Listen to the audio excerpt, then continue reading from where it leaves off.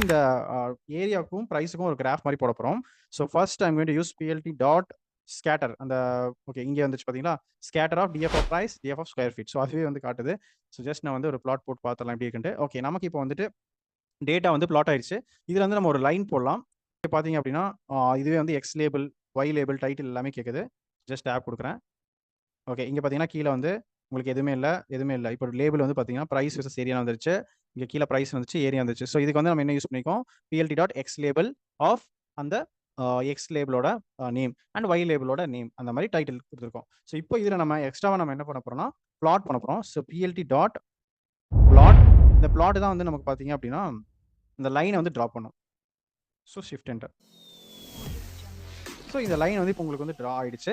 So இது பேசிக்காக ஒரு விஷுவலைசேஷன். ஸோ பேசிக்கலாக இந்த அனலைஸ்லேருந்து என்ன தெரிஞ்சுக்கலாம் அப்படின்னா, இந்த ஸ்கொயர் ஃபீட்ஸ் வந்து உங்களுக்கு இன்க்ரீஸ் ஆக ப்ரைஸ் வந்து உங்களுக்கு இன்க்ரீஸ் ஆகிட்டே போயிட்டு